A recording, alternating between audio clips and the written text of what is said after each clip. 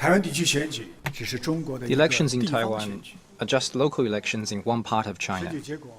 The result does not change even in the slightest terms the basic fact that Taiwan is part of China, nor does it change the historical trend of Taiwan's return to the motherland. Since the elections ended, more than 180 countries and international organizations have reaffirmed their commitment to the One China principle and their support for China in safeguarding its sovereignty and territorial integrity. This sufficiently proves that the One China principle is already a prevailing international consensus. Those who connive at and support Taiwan independence are just challenging China's sovereignty. Certain countries that still insist on maintaining official relations with Taiwan are just interfering in China's internal affairs.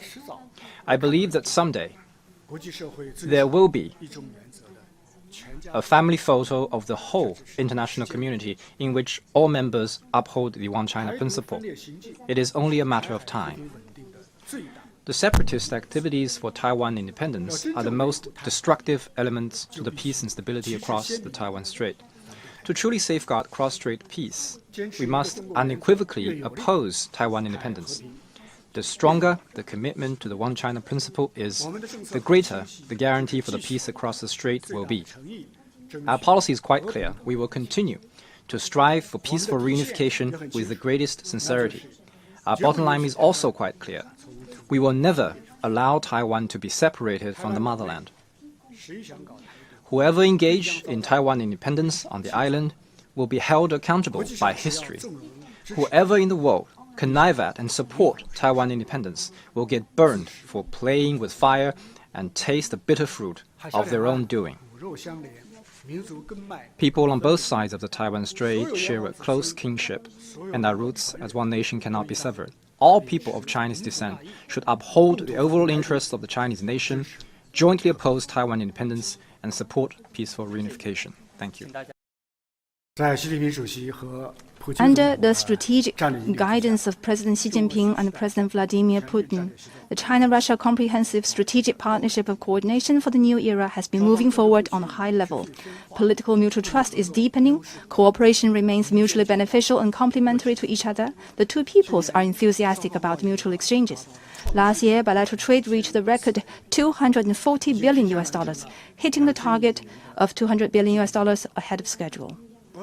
Russian natural gas is fueling numerous Chinese households, and Chinese-made automobiles are running on Russian roads. All this shows the strong resilience and broad prospects of China-Russia mutually beneficial cooperation. Maintaining and growing the China-Russia relationship is a strategic choice by the two sides based on the fundamental interests of the two peoples. It is also what we must do to keep pace with the trend of the world.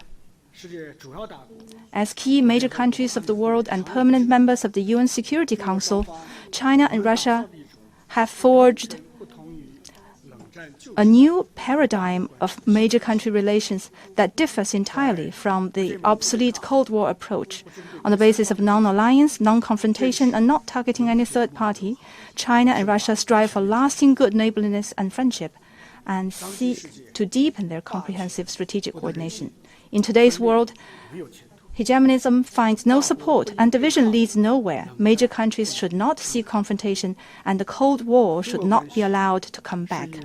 The China-Russia relationship moves ahead along the trend of the times toward multipolarity and greater democracy in international relations, and is thus very important for maintaining global strategic stability, enabling positive interactions among major countries, and promoting cooperation among emerging major countries. This year marks the 75th anniversary of China-Russia diplomatic relations. The two sides will also jointly launch the China-Russia Years of Culture.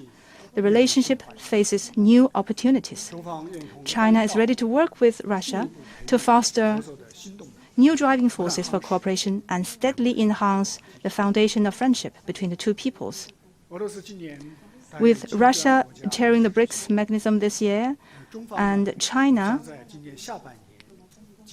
taking over the chairship of the Shanghai Cooperation Organization in the second half of this year, the two sides will strengthen international and multilateral coordination, practice true multilateralism, uphold the UN-centered international system, and safeguard regional and global security and stability. Thank you.